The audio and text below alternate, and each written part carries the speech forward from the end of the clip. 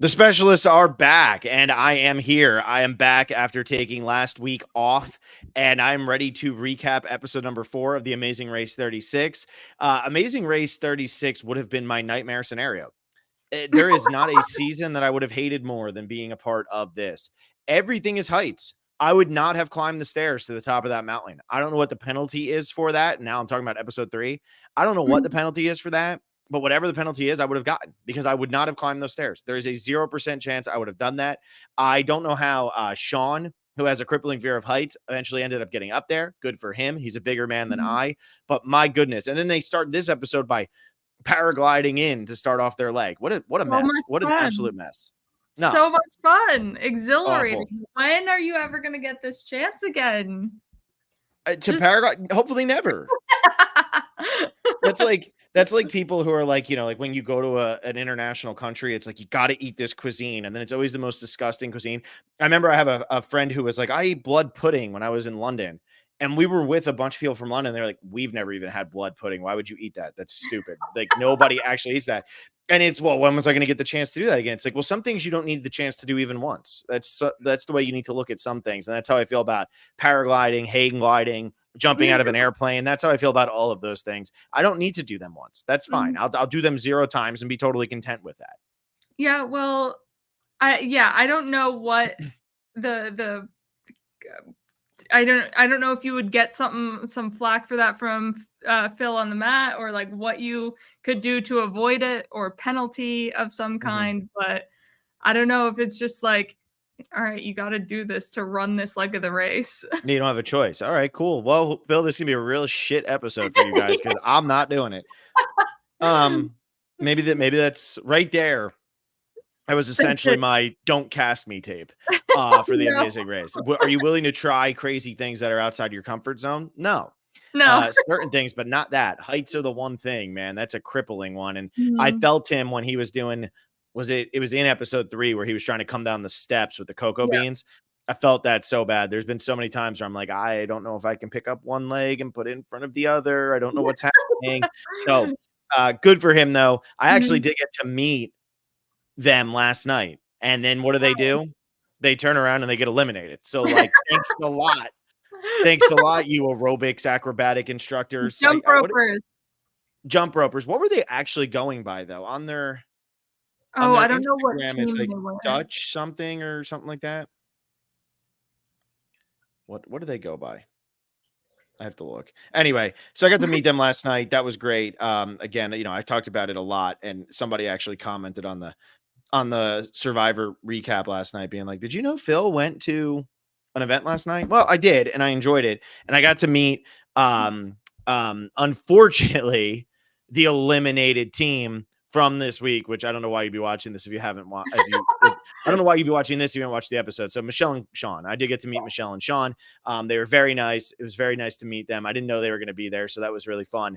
And they turn around and they get eliminated, and that was kind of a bummer. But we're going to dive into this episode. We're going to talk all about it. If you're here, like this video, subscribe to the channel. I told people that we were close to 10,500 last night, and we got like 30 subscribers just from our Survivor recap video. Why isn't that happening every time? Where are you all at? So come on, if you're not subscribed and you're listening religiously, even if you're listening over on iTunes or Spotify or whatever, come on over to YouTube and subscribe to the channel. That just helps us out. And it allows us to get in front of people's faces. So while we keep doing these Survivor Connections things, which are really taking off and seem like they're a big deal, that'll be good. So anyway, here we go. Let's dive in. Yes. The brothers are gone. What did you and Celestina think about the brothers being eliminated anyway? We both knew that they were short for this game, but I don't know if I knew they were that short for this game. Yeah, I didn't either. I was very sad because I love them as a team, just like goofing around. They brought a levity to the season because they're just gonna be having fun bumbling around the challenges. So it was very sad that they left. I was heartbroken. Yeah, it was a bummer. It was a bummer. And that was surprising to me that it was so quick, and they kept jumping back and forth between the detours, and we'll talk about the detours tonight from last night's episode, which were interesting. They just got overwhelmed by it. Eventually, you just have to say, screw it, we're going to figure it out. And what I always say with the Amazing Race, at least from the seasons I've watched, Derek said it tonight, C's get degrees. You're looking for A's. Just get it. Just get the degree. It does not matter. Yeah. You just got to do enough. And the Amazing Race isn't going to be overly picky because people are never going to be able to accomplish this stuff in a professional manner. Watching Mhm. Sunny and Busy tonight do the break dancing, they didn't even look close, and they were getting the approval. So, we'll talk about it. But anyway, I just wanted to throw that out there, as people sometimes forget that, and the brothers just got hung up on it. So they're gone. So we start off this episode, and the first thing was the detour. Mhm. These detours were not created equal. I don't know if you Yeah. feel that way, but they were not created equal. Do you understand what I'm saying by this? Yes, I feel like the dance detour or roadblock is, like, very big in The Amazing Race, and roadblock is unavoidable, but the dance detour, in my opinion, you never do. And if you wanna hear more about dance detours, so, become a patron because that is our route info, over there. So Saturday, route info is dropping, but the dance detour is just, I feel like, the death, which it didn't seem like that bad for this one because it was breakdancing and not more of a traditional dance. Yeah. It was able to have a little bit more freestyle and body movement. Um, then there was just rebus puzzles, and I was like, "This is so easy. You get to just walk along." Now, I guess, if you're not interpreting the rebus puzzles right. Such as Thome, TH, that's I don't even know. I mean, they just could not. We'll get into how Sonny and Busy Yeah. get that. But yeah, this was, and I think what bothered me the most with the Rebus puzzle was you said it wrong. You didn't have to go back and do anything. You could just keep guessing at the guy, which I thought was crazy, because if you do the dance thing and you do it wrong, it's not like they just immediately start you back up again. Mhm. It's okay. What do we do wrong? We got to figure it out. We got to do this. And we see the Amazing Race do this all the time, even when it was the roadblock where they were jumping through the lasso. Every Mhm. team that jumped through the lasso, they had to wait until all the other teams went. So there was a penalty every time you missed. There was no Yeah. penalty in this. And Caesar and Ricky, who end up winning the leg for the second time in a row, they just stood there and kept saying like all the different iterations they thought it was, and eventually got it right. So they got it. That seemed crazy quick. You could get this in one go, where the breakdancing, even if you got it in one go, was going to take you at least 10 to 15 minutes, 'Cause you had probably closer to to an learn hour. the dance too. Mhm, So, mhm. yeah, it was they were 2 very different detours, and I do think the rebus puzzle, you should have had to at least, like, go through it again, go through, like, the walls and, like, look at the images again before you guessed, but it if you're Sunny and Busy, it almost doesn't matter. It doesn't matter. It doesn't matter. I mean, because I guess that's the thing with a rebus puzzle is if you don't get it, You're screwed. you don't get it. Your Mhm. brain's not necessarily going to wake up to what is going on. If you're not getting it, if you're not seeing it, they did not understand the mirror clue meant you. And Yep. that's what was killing them. The world is smaller than you think. Mhm. And they could not figure out that the mirror meant you. And Yeah. so that was very interesting to me, how much they struggled with that. And Mhm. eventually gets to the point where you're saying things that are so close and they're telling you no, that you're not even thinking, oh, well, maybe we're just missing one word in this. It gets to the point where you said, we just have to go do the other thing. And they were very lucky that, in my opinion, this might be one of the hardest roadblocks I've ever seen. Because I haven't watched that many seasons. So I want people to understand Mhm. that. But in terms of the roadblocks I have seen, this felt like it was one of the hardest ones I've seen, because the orientation of this threw everybody off so much. And if you never figured out that orientation, you were never going to get this. You see it with Michelle and Sean. I almost guarantee you they were there almost 2 hours longer than every single other team, Mm. because it was nighttime when they got done. Yeah. Yeah, exactly. Um, yeah, it I feel like with these detours, it also, even if they are unbalanced, you have to try and make that educated decision. It is all about, your decisions in the game as well as, like, what the actual task is Mhm. too. So, like, there's adding you gotta add a little bit of strategy within the What? race. Yeah. And so if you ever get a rebus puzzle, you're just doing that every single time. I feel like I would do the rebus puzzle. It almost, was like Survivor 41 with the game within the game. They always had Mhm. rebus puzzles hidden Yeah. around, and I think I could catch on to them enough where like if I did have a partner who was helping me out with it, like we could get there because I got there within the Mhm. episode. Yeah. Yeah, I feel like, especially when you're doing it with a partner, somebody's gonna say, "Wait, wait, wait, we got this word wrong," or "You said that wrong," or "You Mhm. said this stupid." So, yeah, the dance things, what always bothers me with the dance things is that you have to learn it, you have to learn the dance, but you also have to have a little bit of rhythm, and even if you have a lot of rhythm, that doesn't necessarily mean you're going to learn this correctly, because Mhm. then you also have to pair up and do it together. Yep. I was really shocked that Sonny and Busy survived this episode, but again, it comes down to the roadblock, which we'll talk about Mhm. in a little bit. But I was really shocked that they survived this episode, switching from the super short one to the one that was meant to delay teams.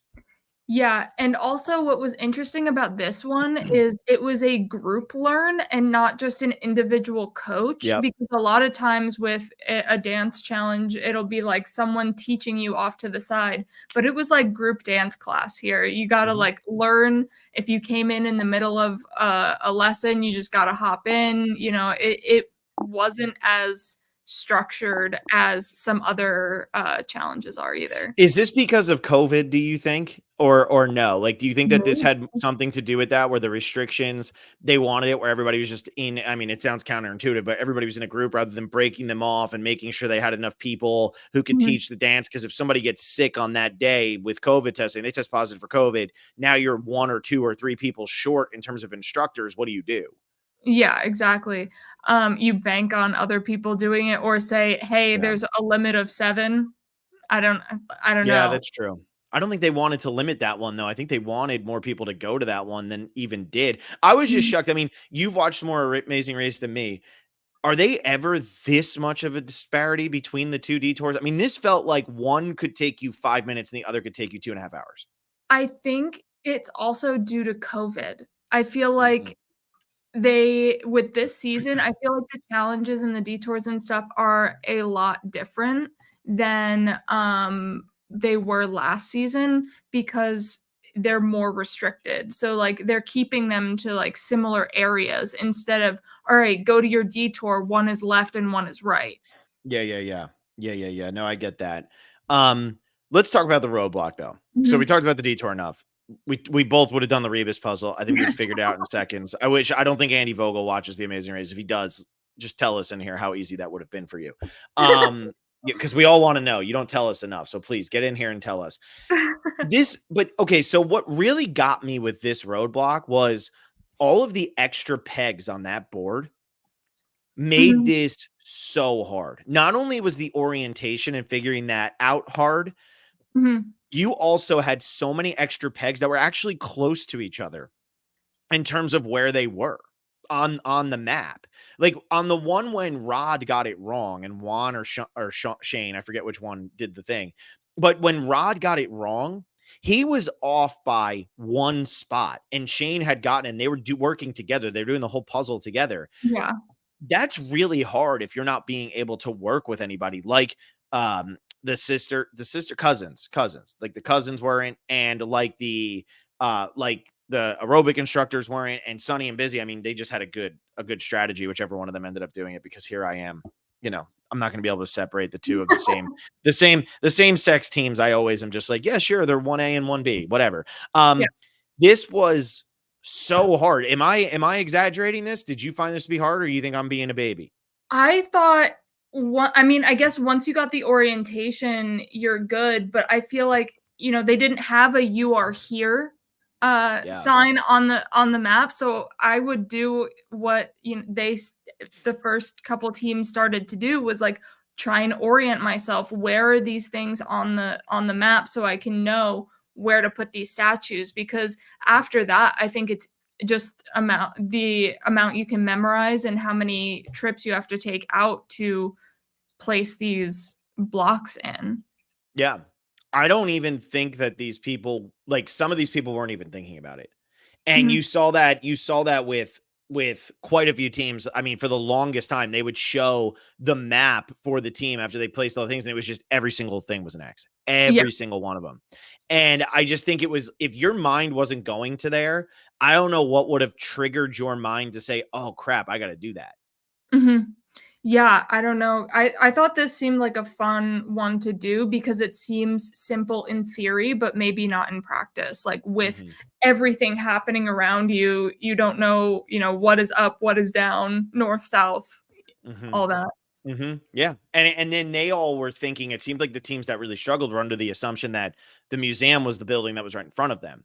And Mhm. the museum was not the building that was right in front of them. The museum was actually further over. I just feel like this was a tough one. I really do. I feel like this was a hard one when I just think when you're looking at all of the tricks. Normally I feel like the Amazing Race on a roadblock will have one thing that is meant to trip you up. I feel like this Mhm. had three. You had not only the extra pegs, you had the weird orientation, and you had it where the gigantic building that you were looking at on your map was not the gigantic building that was directly in front of you. So that just really, I felt like there was a lot of trick in this, which I'm fine with. I just Mhm. was surprised. And like, I felt for Michelle because she just could not, she's like, I know I'm doing this right. And she could not figure out that she had to essentially turn her board Mhm. 90 degrees and then she would have been fine. And I wonder, because obviously they weren't going to show it to us, as the Amazing Race does, it struggles to the finish line every single episode because you're like, okay, why are there still 4 minutes left of this episode? Although this one had a great ending. It's I wonder when she finally figured this out and how long it truly took her, because we did not get that shot. I would love to know the answer to that question.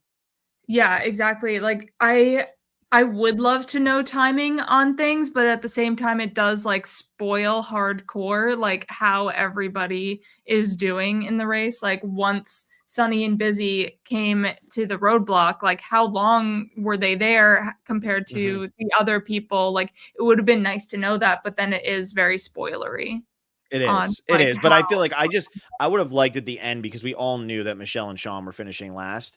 I would have just liked if they would have said, okay, here's what finally clicked in her head. Give Mhm. us that aha moment. Yeah. Or was it literally, guys, the other team already finished. Here's what you're doing wrong. Did they do Mhm. that? I don't know. I don't know. Yeah, I don't know Because either. especially with the COVID restrictions, you can only have cameramen and stuff for so many hours. You might not have as many cameramen working. I don't know. I just wonder that if they would have just said to them, hey, you didn't do it. You're done. Get out of here. Yeah, right.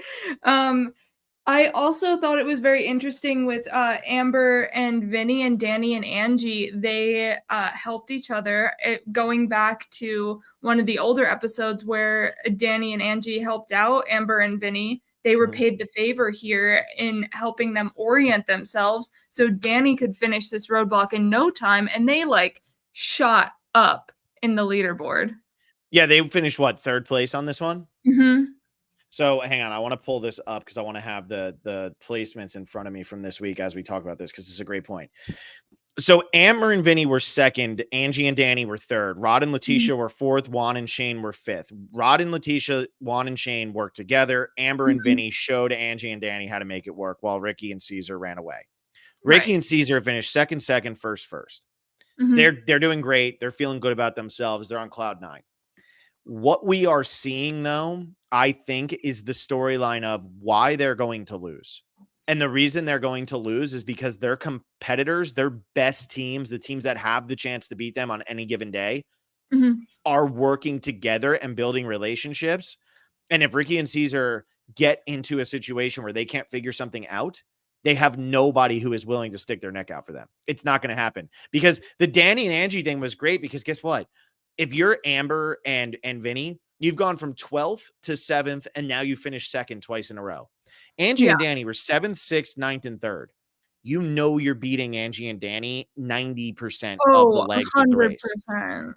Great team to align with. If you Rod and Letitia and Juan and Shane, you all have been top 5 every time. That's a little bit trickier, but I Mhm. understand why you're doing it.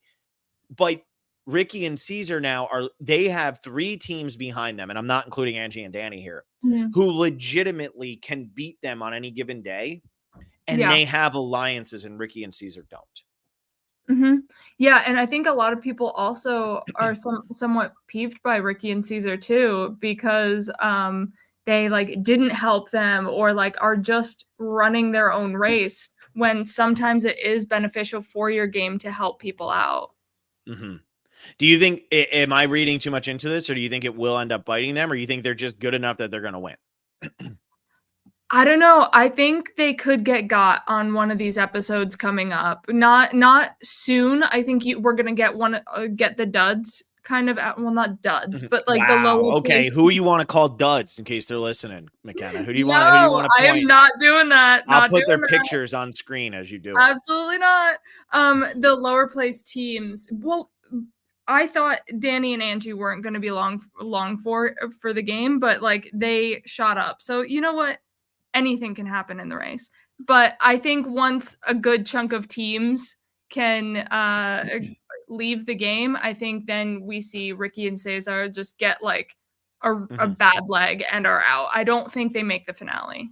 And I know that I keep saying Caesar, but I think Derek kept calling him Caesar, and somebody else called him Caesar last week. And I know it is, I think it's Cesar, but I'm just sorry, I'm butchering it, but I'm doing it because others. So McKenna, you can yell at me immediately after I finish my sentence, but it kind of seems like the all female pairings are in a little bit of trouble Oh, over the next 3 weeks. 100%. I do think that as well. I mean, Kishori and Karishma have consistently been in the bottom. Same with Sunny and Busy. And Yvonne and Melissa have been floating in the middle, but as soon as like some people get out, they are right now toward the back of the pack. Mhm. So like typically female teams, it's hard for them to do well in the race. How many female paired teams have won the Amazing Race? Not many. Okay. Like I'd say under 10 by a lot. I'm gonna look real quick. I'm gonna see if it's a quick Google. This was after 29 seasons. Only 3 had won. Yeah. It's like real hard for female teams to do well. And I really thought Sunny and Busy could do it because I feel like they're like firefighters, they're tough, they're like used to carrying a lot of stuff where like that's where Mhm. some of the female teams lack is like in brute strength, where Sunny and Busy I feel could do those brute strength detours or roadblocks. But as we saw tonight, unfortunately, and being nice, what they have in strength, they lack in brain. And I mean that like they could not figure out that puzzle. And you know what? If their strength is going to be strength, it's going to be physical strength. Good Mhm. for them. That'll get them through some legs. But when I look at the Yes. placements, Kishori and Karishma went 10th, 10th, 8th, and 9th. The only team that they've beaten who is still in the race is Angie and Danny. That's the only team they've beaten that's still in the race. And guess what? Angie and Danny are now paired up with one of the strongest teams on the entire race. Yeah. I think that they're in trouble. And I guess Kishori and Krishma did beat Amber and Vinny in the first leg, but that first leg, Mhm. Amber and Vinny just got entirely lost. And then they ended up being fine. And now they're really Right. starting to show their strength. So Mhm. I feel like they're pretty much screwed. I feel like Kishori and Karishma are probably the team we see get booted next week. Yep. I will say that I think Yvonne and Melissa and Melissa. Sunny and Busy have a little bit better of a chance, but Mhm. still, highest placement for Yvonne and Melissa is 5th. Highest 5th. placement for Sunny and Busy is 7th. It's not the most We're getting exciting. close to those Yeah. those placements.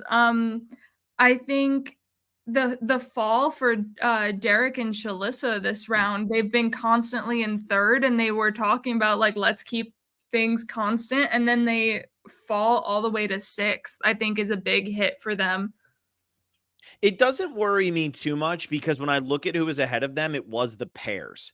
And I That's think true. Derek and Shalissa, they might not have a clear alliance right now, but I don't think anybody has a problem with them.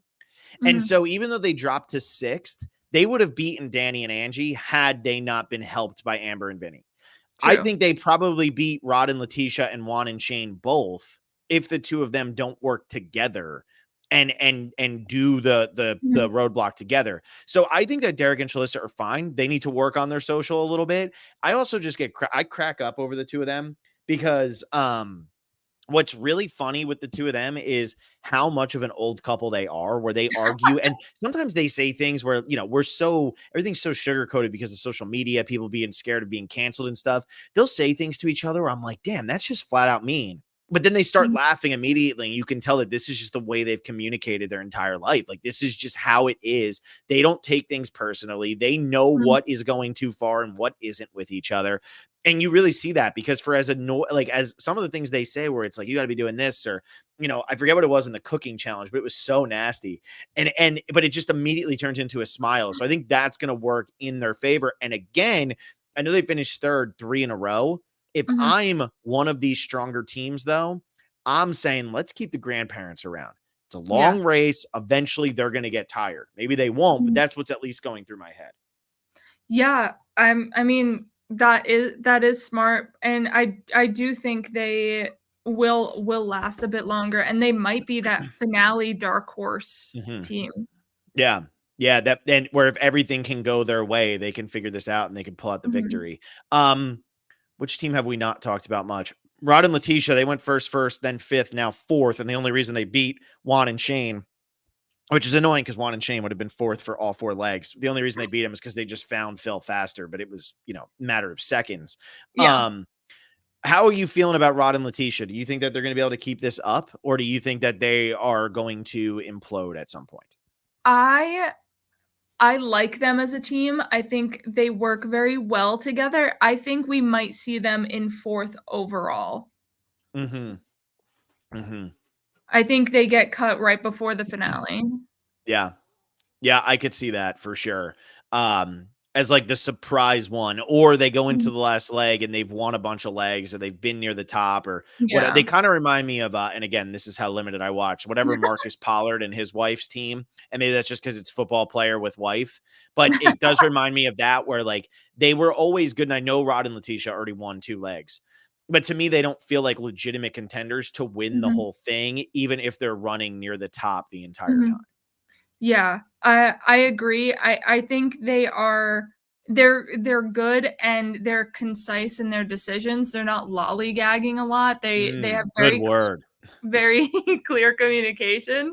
So I think that's one thing that they have up on a good chunk of teams. Yeah. Yeah, yeah, yeah. Fantasy Answers, just make sure to thumbs up if you're here. Yes, if you made it this far, please like the video. I mean, at this point, you've already made it this far. Why would you not like the video? You clearly like it. And if you haven't Yes. subscribed to the channel and you're listening, you've made it this far, please get over and subscribe to the channel. As of live right now, we're at 10,495. That's 706 on Thursday, April 4th. So come on. Let's keep growing. Come on. I want to hit 10,500 so that then I can start bothering you all to hit 11,000. But anyway, so Ricky and Caesar second, first. Amber and Vinny 12th, 7th, second. Angie and Danny, as we said, that kind of feels like an outlier what happened this week. So if Mhm. we're kind of saying Yvonne and Melissa, Sunny and Busy, Kishori and Karishma, Angie and Danny, those teams don't have much of a chance. Who are you putting as the favorite amongst those other teams? I think Danny and Angie will probably get the most help because they are looked at probably as the weakest because as we heard from Angie, "Danny, hold up, I can't run." She said that numerous times on the race. Yeah, so I feel like they're going to have the most help, which could hurt another team because they are getting help. So it could hurt someone who is, like, maybe more capable in the challenges like Yvonne and Melissa to fall behind the line. I could see that. No, I do agree with you on that. That is a very good point. But I'm asking winner. Who's your winner? Like, who are you seeing as the best team? And Ice X here says, I can't remember a season when the roadblocks and detours were so much fun to watch. So that's good. Look at that. They just had to wait 2 years or whatever the hell it was to actually put this season on. But who are you looking at as that top team? Because Danny and Angie, I agree with you. They could be a team that almost makes the finale because they're being Mhm. dragged along. But Yeah. if I was to say to you, McKenna, out of these 9 teams, you have to bet on somebody to win right now. Who are you going with? Are you going with the team that's consistently at the top, or are you looking a little bit further down? I might go with Juan and Shane because they could just hit a stride because the amazing race does have a learning curve and I feel Mhm. like they're starting to learn the curve and they are constantly at 4th and drop to 5th this time but are making strides in like who they're working with and completing detours and roadblocks Mhm. relatively fast. So I think my bet might be on them. Yeah, I look at Ricky and Caesar though, and so you can see the upcoming legs. It's already on Mhm. Wikipedia and everything. So they just did Colombia. They're going to Chile, Argentina, Barbados, Dominican Republic. They end in Philly. And I think they're going to Uruguay too. So all South America. Spanish all Spanish speaking countries. That really works in their favor. And I think Juan and Shane too, because was it Juan is the one who was born in Colombia. So he has a little bit of that background too. Mhm. This season very much favors teams that can speak Spanish. So I Yeah, think Ricky and Caesar might actually be a team. What's like the most dominant team in Amazing Race history? You I had no one off the top of your head? I don't. I don't know one. Well, I mean, we talked about them the last time, but like the father and son who had to leave because of the leg injury or whatever. Mhm. Um they were consistently top of the Yeah, pack. Dave and Connor, they won 8 legs on the Yeah, season that they won. that would be like one of the strongest teams. Rachel and Dave, I remember that one. That was what, season 2 or 3? I remember that one. Oh, no, that was The Amazing Race 20, so that was when I was watching in college. That's why it felt so good. That's Mm. why it was so clear in my head. I remember Tyler and Corey, but I don't know why. I guess I watched that season That's too. the one with the YouTubers, like, it was, like, social media stars, and they Oh, also okay. were in the one with, Rupert and Brett and, Chris, There you go. because they were the Amazing Race side of. Gotcha. Gotcha. And then Colin and Christy, that's the one that probably stands out the most to me. Yes. Yeah. Um, yeah. So anyway, I just wanted to look that up and kind of see, but Mhm. I feel like they could just dominate this. This is set up for them. Yeah. And I think like, obviously I understand that it was COVID, so that you had some limitations, you had some restrictions, but it does feel to me like, wow, this is really, really, Mhm. you're not going out too far into the Yeah. world. So this is really favoring one group or two groups over the rest. I mean, what if you're a great Portuguese speaker? They don't even go to Brazil here, so you can't even use that.